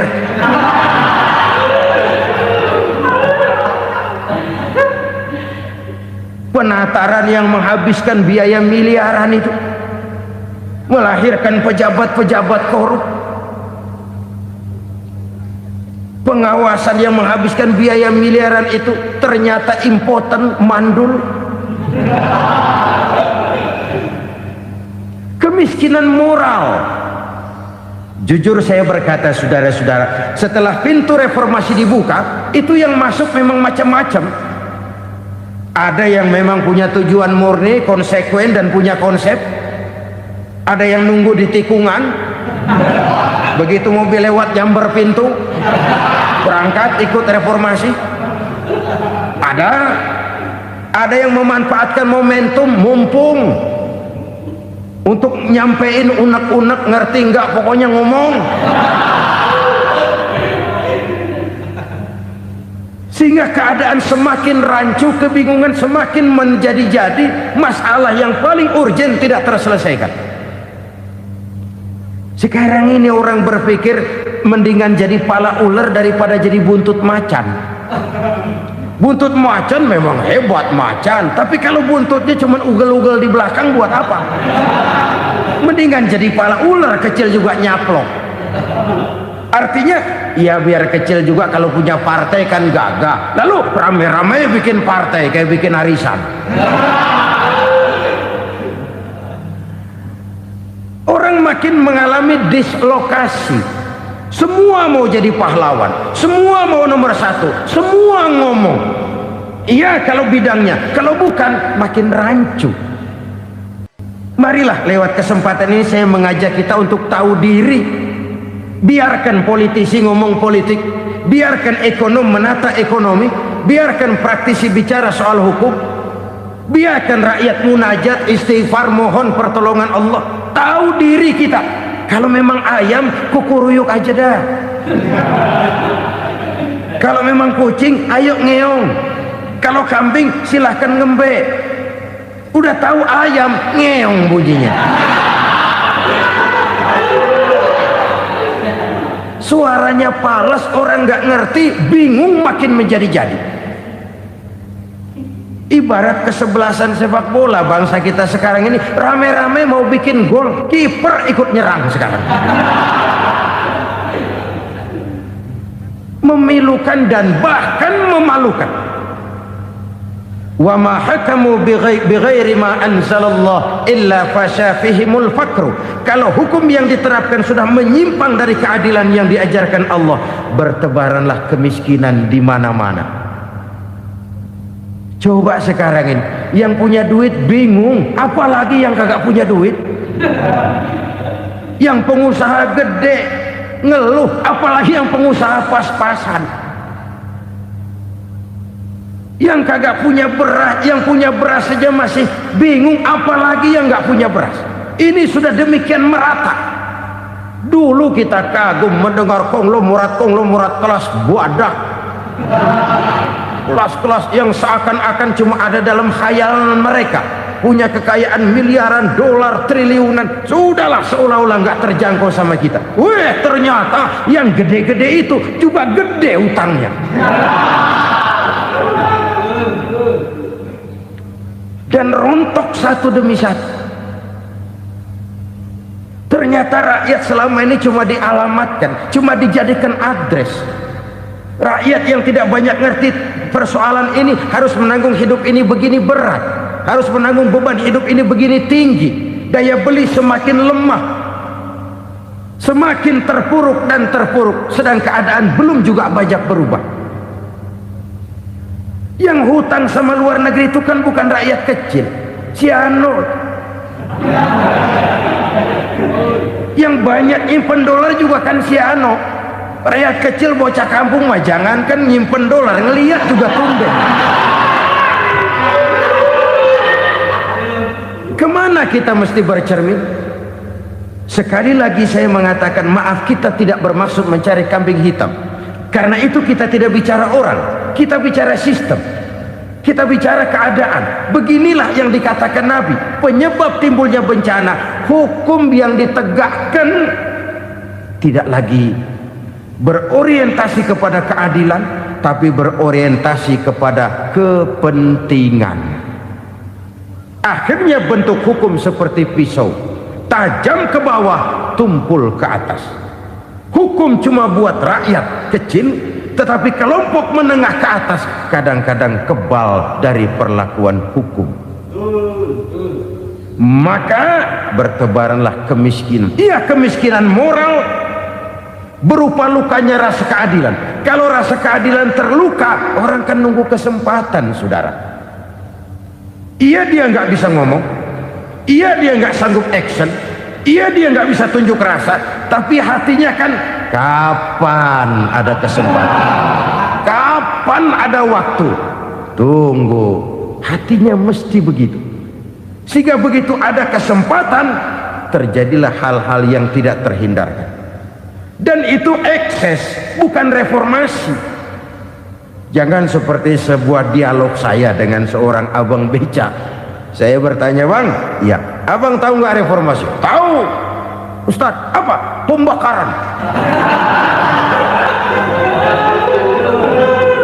Terus penjara lalu perkosaan. Itu reformasi, itu yang saya lihat. Nah, itu yang dia lihat. Saya tentu tidak menyalahkan abang beca kita, karena memang itu yang dia lihat dan sejauh itu wawasannya. Tapi ini indikasi bahwa banyak rakyat kita yang belum bisa menggunakan kebebasan secara bertanggung jawab. Padahal kebebasan tanpa tanggung jawab tirani. Sebuah contoh gampang-gampangan. Saya beli radio, saya setel di kamar saya, lalu saya bilang, ini radio gue. Yang beli gue, pakai duit gue setel di kamar gue, sekeras-kerasnya, gak ada urusan sama orang lain. Itu kata saya. Tetapi tetangga saya sebelah rumah kan boleh juga ngomong begitu. Kata tetangga saya, ini mata gue, yang ngantuk gue tidur di kamar gue, kenapa suara radio lu nyampe kemari? Artinya apa ini? Kebebasan saya nyetel radio dibatasi oleh kebebasan tetangga saya yang mau tidur. Tidak ada kebebasan mutlak. Kebebasan mutlak tanpa tanggung jawab kembali akan melahirkan tirani, kembali akan melahirkan pemaksaan kehendak. Dan itu lagi-lagi bukan demokrasi. Saudara-saudara kaum muslimin rahimakumullah, ini penyakit yang kedua, lukanya rasa keadilan, terutama di kalangan rakyat kecil. Itu mengendap menjadi akumulasi dan menunggu giliran kapan bisa dimuntahkan. Dengan kata lain, rakyatnya udah banyak banget makan yang perutnya jadi enak, nyelam, kapan nunggu muntahnya. Udah begini banyak akumulasi yang mereka pendam di perut ini, sehingga ketika terjadi kesempatan itu sudah tidak terkendalikan lagi. Kita out of control. Saya tidak mentolerir sikap-sikap kekerasan. Bahkan saya lebih cenderung bahwa kalau di rumah kita banyak tikusnya saja racuni, jangan rumah dibakar. Bahwa ada korupsi, iya. Ada kolusi, memang. Ada nepotisme, tentu. Tetapi tikusnya saja racuni, jangan rumah dibakar. Masa mau ngusir tikus bakar rumah? Tikusnya lari, tikusnya selamat, rumahnya ewes-ewes.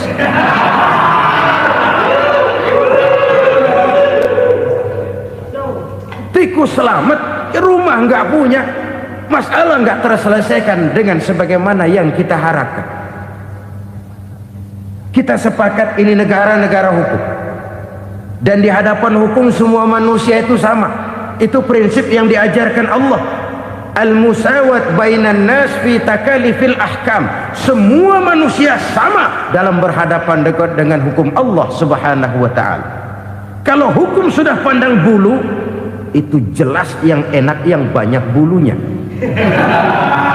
Siapa yang banyak bulunya? Monyet. Kalau hukum pandang bulu, monyet keenakan. Saudara-saudara kaum muslimin rahimakumullah, introspeksi. Mari kita bercermin bagaimana perjalanan hukum selama ini. Kalau introspeksi ini kita temukan, lalu ada upaya untuk memperbaiki diri. Jangan menggunakan tak ada gading yang tak retak, mikul duwur mendem jero untuk menutup-nutupi kesalahan orang. Padahal kesalahan itu sedemikian besar. Padahal rakyat kita tiap hari antri sembako. Ada yang sehari sekali makan, ada yang makan sudah bercampur tiwul, ada yang nasi sudah dicampur pisang, balik jadi orok lagi. Macam-macam upaya rakyat untuk menangsal perut ini. Lalu rakyat ditenang-tenangkan, lebih baik puasa Senin Kemis sambil menghadapi krisis ekonomi. Kenapa rakyat yang disuruh puasa? Kenapa bukan pejabatnya yang puasa lebih dulu untuk kemakmuran rakyat? Kalau rakyat yang memang perutnya udah gepeng disuruh puasa, makin krempeng perutnya. Artinya pejabat harus punya sense of politics. Ya, tidak, puasa itu kan tidak cuma Senin Kemis saja puasa itu.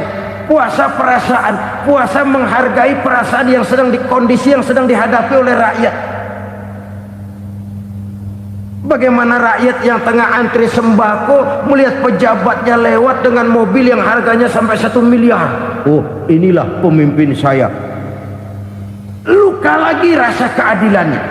Kita tidak tenggang rasa. Puasa dalam artian itu pun akan menolong menegakkan semangat kebersamaan, membentuk semangat kebersamaan. Saudara-saudara kaum muslimin rahimakumullah, penyebab bencana yang ketiga dikatakan oleh baginda Nabi, wala dhaharat fihimul fahishatu illa fasha fihimul maut. Apabila kekejian telah merajalela, maka maut bertebaran di mana-mana. Kita renungi butir kalimat dalam hadis ini. Apabila kekejian telah merajalela, maut bertebaran di mana-mana. Begitu murah arti sebuah kehidupan. Penjarahan untuk hal-hal yang kecil tapi sampai mengorbankan nyawa. Apabila kekejian sudah terjadi di mana-mana, maut pun bertebaran. Maut dalam arti berpisah ruh dengan jasad, tapi juga maut dalam arti orang bisa mati karirnya, orang bisa mati usahanya, orang bisa mati kesempatannya karena perbuatan-perbuatan keji yang selama ini tidak terbendung. Lahirlah teori mafia. Siapa yang kuat dia yang berkuasa, siapa yang lemah dia menjadi mangsa. Proyek-proyek besar yang menang tender itu ya dari itu ke itu saja. Yang pengusaha-pengusaha tidak punya koleksi, koneksi, tidak bisa bayar komisi, dapat proyek tetelan. Ada dagingnya, dikit namanya juga tetelan.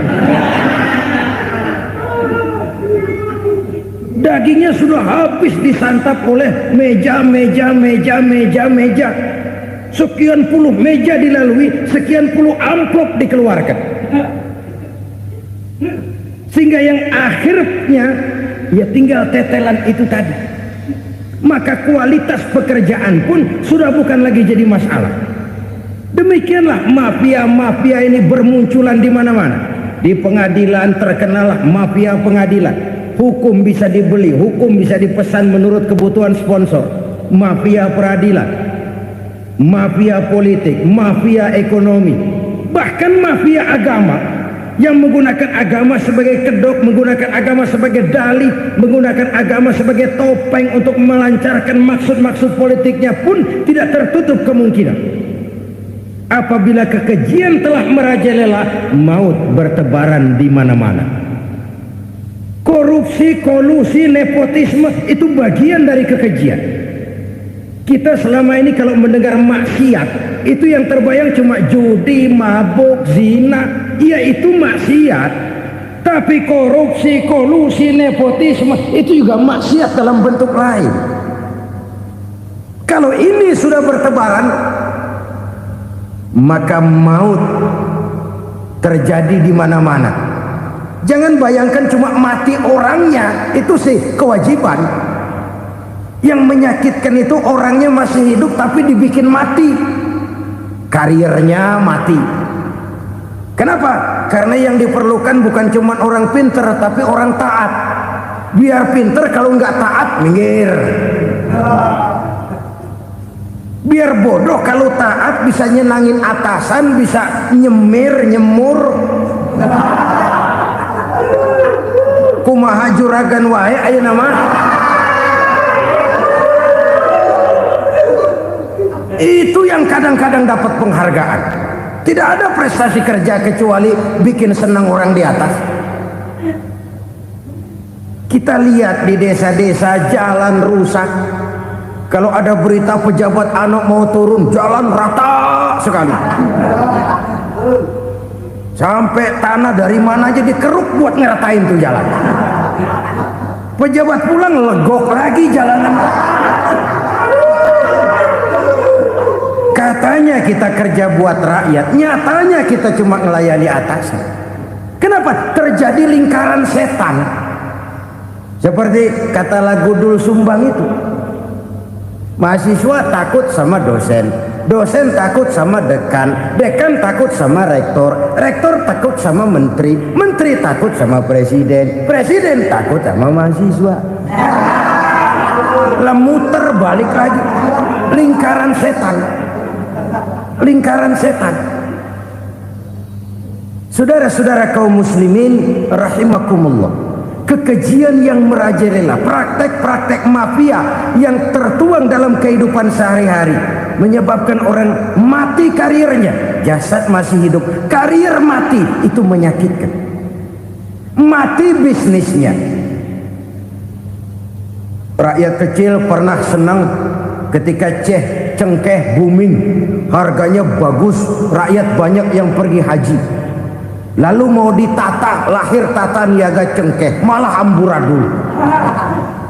Harga cengkeh jatuh, petani cengkeh kecil menjerit. Siapa yang untung? Segelintir orang. Masihkah kita pakai atas nama rakyat untuk kepentingan nasional, padahal yang nyanyi cuma segelintir orang? Masihkah kita mau bohongi rakyat ini dengan mobil nasional tapi bikinan Korea? Masihkah kita mau bermain verbalisme, bermain kata? Ini sebuah masa lalu yang tidak perlu terulang lagi untuk masa-masa yang akan datang. Kekejian merajalela, orang mati karir, bisa mati usaha, mati bisnis. Usahanya maju, dirangkul, hancur. Usahanya maju, dipukul, hancur, tenggelam. Bahkan yang memilukan dan memalukan, badan-badan usaha milik negara itu dikebiri sedemikian rupa sehingga tidak menghasilkan hal-hal yang bermanfaat buat negara. Saudara-saudara kaum muslimin rahimakumullah, kalau nafsu yang sudah mengatur itu semua, maka kekejian pun merajalela. Orang sudah pakai teori mafia, yang kuat dia yang menang, yang kuat dia yang berkuasa, yang lemah silakan minggir di sudut-sudut kehidupan. Kalau kekejian seperti ini merajalela, maut bertebaran di mana-mana. Banyak orang mati karirnya, banyak orang mati usahanya, banyak orang mati imajinasinya. Sekarang ini dalam dunia seni yang banyak karyawan seni, bukan seniman. Seniman itu kan dilahirkan, lain seniman, lain karyawan seni. Sekarang yang banyak karyawan seni, bukan seniman. Mati karir, mati imajinasi, mati improvisasi, sehingga kehidupan persis sinetron. Sinetron itu yang kita lihat rumah mewah, yang kita lihat rumah bagus. Gak pernah kita lihat di sinetron kita ini rakyat antri sembako. Kita dijejali hal-hal yang indah, yang wah, yang membuat kita tenggelam dalam gaya hidup instan, tenggelam dalam gaya hidup wah. Kita lupa dengan realitas keseharian di tengah-tengah masyarakat kita. Lahirlah kelompok-kelompok selebritis, dibesarkan oleh berbagai media. Selebritis pilek aja masuk koran, pilek.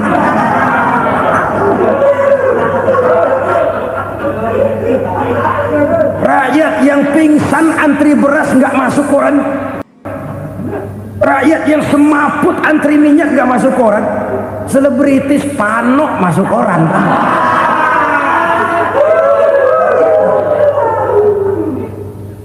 Kita besarkan hal-hal kecil, kita kecilkan hal-hal besar.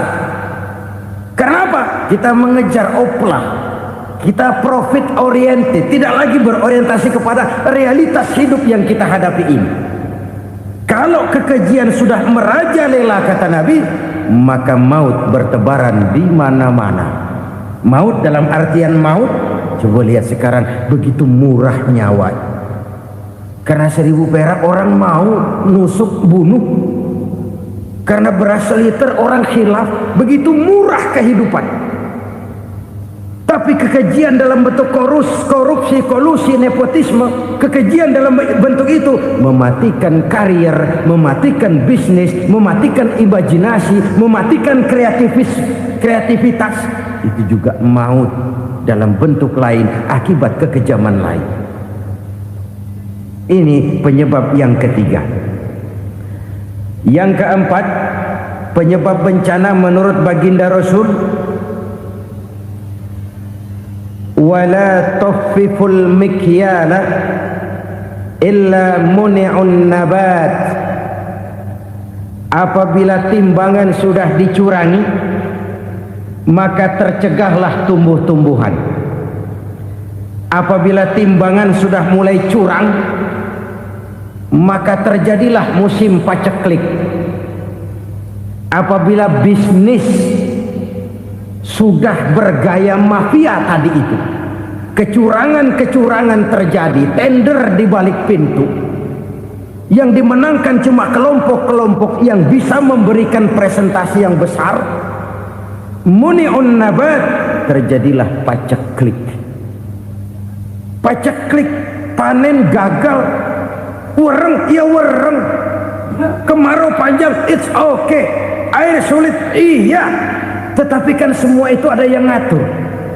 Kemarau ada yang ngatur, belalang itu ada yang ngatur, air itu juga ada yang ngatur.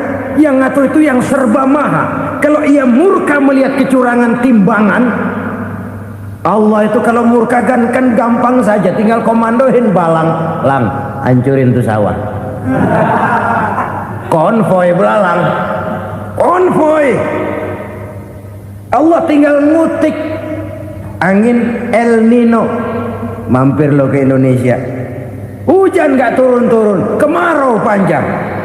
Jadi kalau musim kemarau kan namanya anginnya El Nino. Kalau musim hujan anginnya namanya La Nina. Cakep namanya, kejem orangnya. Saudara lihat Cina sekarang sedang kena La Nina, banjir besar, ribuan orang meninggal. Dia mah ribuan mati kagak berasa, rakyatnya miliaran. Bangladesh lagi ngalami La Nina, India lagi ngalami La Nina. Angin, hujan, kemarau, belalang itu kan ada yang ngendaliin. Kuncinya bukan di belalangnya, kuncinya bukan di peredaran matahari berputar, kuncinya di atas yang mengatur semua itu. Kalau timbangan sudah mulai curang, pengusaha sudah nggak mau jujur, apa nggak bikin perut jadi mual.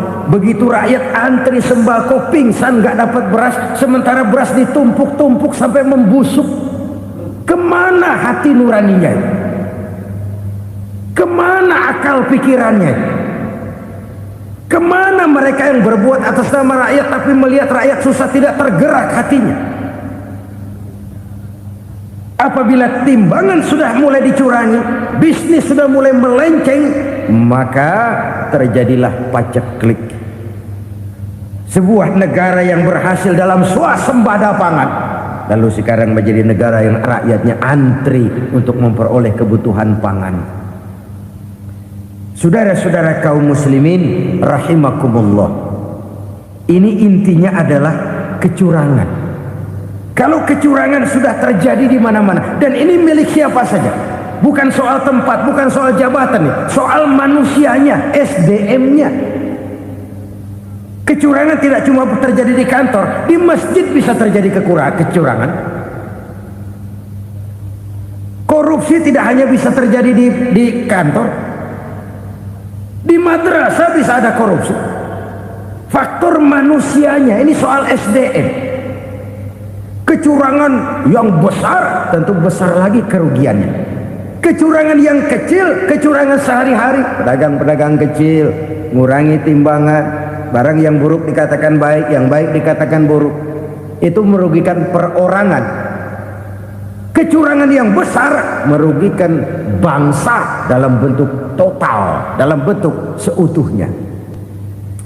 Nah, kecurangan-kecurangan seperti ini rakyat kan lihat, rakyat kan tahu, dan itu kembali terakumulasi di sini, pegel.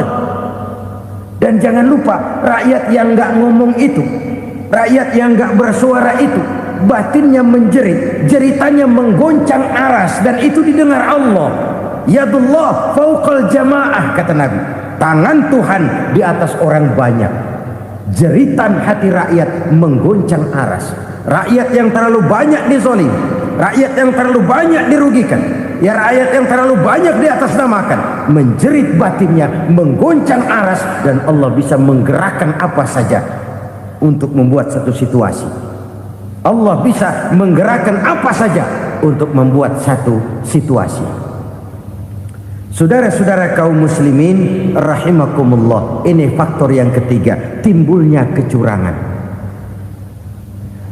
Faktor yang keempat maksud saya.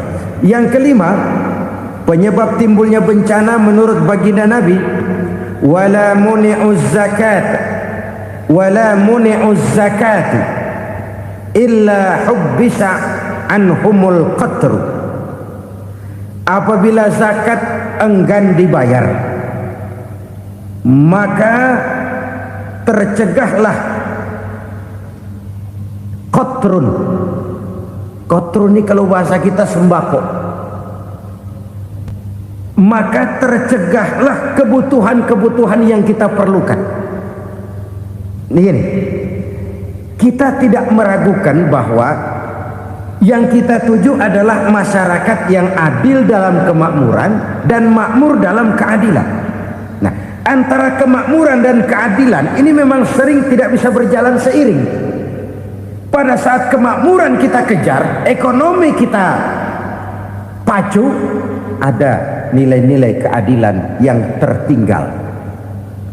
Pada saat nilai keadilan kita tegakkan benar-benar, ada unsur-unsur kemakmuran yang terabaikan. Oke, kita bisa mengatakan kasus. Oke, kita bisa mengatakan itu sebagian kecil. Tapi kalau sebagian kecil, lama-lama kan jadi sebagian besar. Oke, kita mengejar kemakmuran. Pertanyaannya, kemakmuran untuk siapa? Oke, kita berikan kelompok tertentu kue yang besar dengan harapan nanti dia bagiin kuenya kepada yang kecil-kecil. Tapi kenyataan, mereka yang dapat kue besar akhirnya malah lupa diri dan lupa daratan. Mau makin besar, mau makin besar, mau makin besar, malah memeras yang kecil-kecil ini. Sekarang kan yang kecil modali yang besar. Ramai-ramai buka bank, ternyata kamuflase. Uang banknya untuk kredit perusahaannya sendiri. Nasabahnya rakyat kecil. Artinya apa? Rakyat kecil disuruh modalin orang yang udah gede. Ini kan sumber geledek urusan.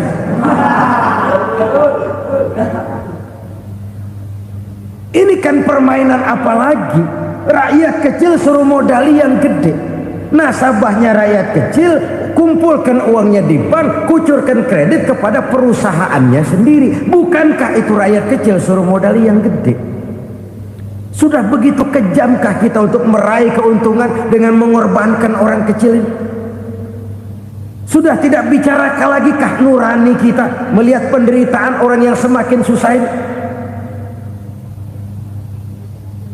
Kalau zakat enggan dibayar, padahal zakat 2,5% saja, 2,5% saja, kalau itu pun enggan, kalau zakat saja enggan, bagaimana pula yang namanya sedekah, bagaimana pula yang namanya infak, bagaimana pula yang namanya santunan, bantuan.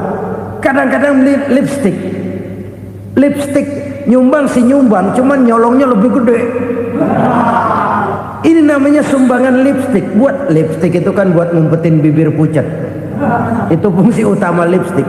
Buat ngumpetin korupsinya, nyumbang kegiatan-kegiatan sosial, tapi yang dia korup lebih gede dari yang dia sumbangin. Lipstick kamuflase, nepu kata anak sekarang.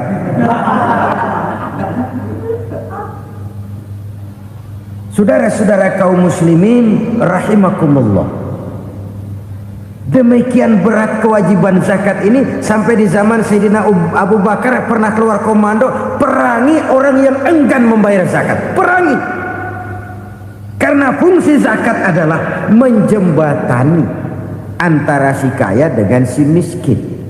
Bahwa ada kemiskinan itu Qur'ani. Allah menyatakan, aku melebihkan rezeki sebagian kamu dari yang lain. Ini kan kesenjangan. Allah melebihkan rezeki sebagian kamu dari yang lain. Ada itu. Tetapi itu berjalan secara nature.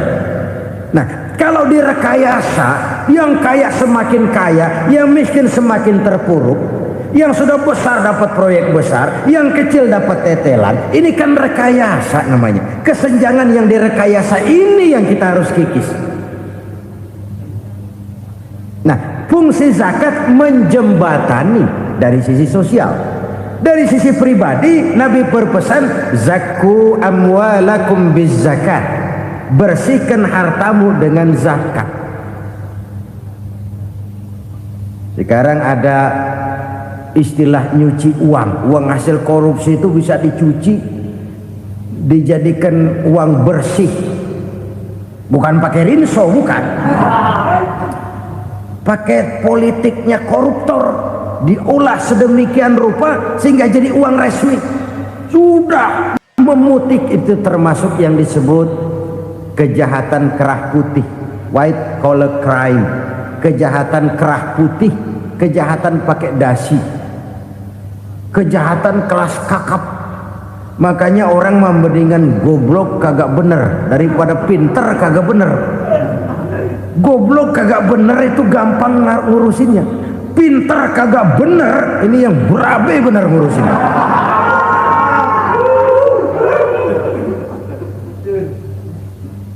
Kita bukan cuma perlu orang pinter kok di zaman sekarang. Kita perlu orang-orang bener yang punya komitmen, yang sesuai kata dan perbuatan, yang bisa merasakan apa yang dirasakan oleh rakyat, yang punya sense of politik yang tinggi, yang peka, yang penuh keterbukaan, yang punya wawasan dan pandangan jauh ke depan.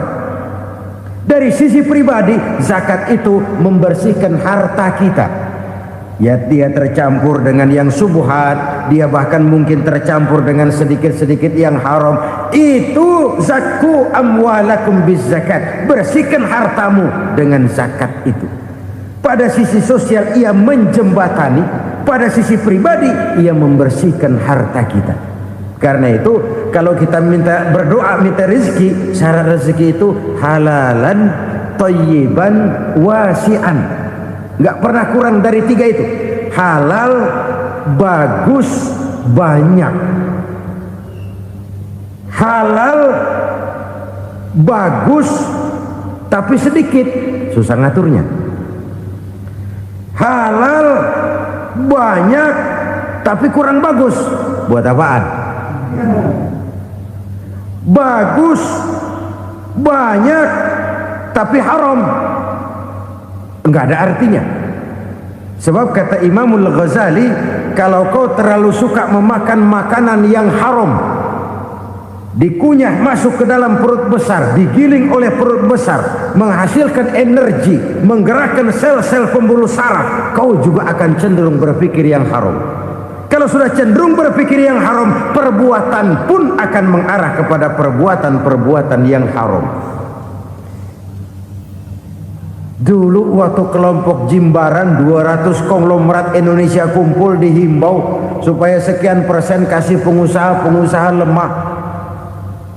Itu kan cuma sekedar belas kasihan, tidak banyak menolong keadaan. Dan bukan itu yang diperlukan pengusaha-pengusaha kecil. Yang diperlukan adalah berikan kami kesempatan seperti mereka dapat kesempatan. Berikan kami peluang seperti mereka juga dikasih peluang. Kalau cuma dikasih 100 juta, 200 juta hari ini, usaha kami nggak ada prospeknya, peluang kagak ada, kan sama juga bohong. Diceburin ke kali, disuruh berenang, tangan diikat, mendingan mampusin ketahuan. Ayo berenang, berlomba, tangan diikat, kaki diikat, sama saja nyuruh mati. Jadi jangan kasih ikannya, kasih kailnya. Yang diperlukan pengusaha kecil menengah ke bawah itu bukan cuma sekedar belas kasih dari konglomerat-konglomerat besar, Berikan kami peluang seperti mereka juga dapat peluang. Berikan kami kesempatan seperti mereka dapat kesempatan. Berikan kami kredit dengan kemudahan seperti mereka juga kalau minta kredit begitu mudahnya. Menciptakan peluang dan kesempatan, pemerataan. Bukan menciptakan manusia Indonesia dengan standar ekonomi yang sama. Semua rumahnya harus sama, semua punya mobil. Itu sih kebersamaan bebek. Bebek, coba lihat bebek. Satu ngalor semua. Satu ngidul semua. Kebersamaan bukan itu. Kebersamaan adalah menciptakan peluang. Kalau yang kaya bisa semakin kaya, kenapa yang miskin tidak bisa ikut naik jadi sedikit kaya? Kalau pengusaha yang sudah kuat bisa bertambah menjadi kuat dengan proyek mega proyek, kenapa yang menengah tidak bisa ikut menjadi kuat? Dan kenapa kekejian itu merajalela? Kita dengar lewat berita-berita PLN tekor, PLN hutang. Kenapa? Dia beli listrik dari swasta yang belinya lebih mahal daripada penjualannya. Artinya dia beli itu listrik dari perusahaan listrik swasta, dia jual kepada rakyat lagi. Harga jualnya lebih murah daripada dia beli kepada swasta. Kenapa? Ada tekanan lagi tuh. Biasa siklus lagi. Hukum Boyle. Atas neken, paling bawah gepeng. Ya kita nih rakyat kecil, emang nasibnya gepeng terus. Saudara-saudara kaum muslimin rahimakumullah, dari 5 penyebab bencana ini kita ambil kesimpulan untuk sebuah renungan dan introspeksi kita bersama.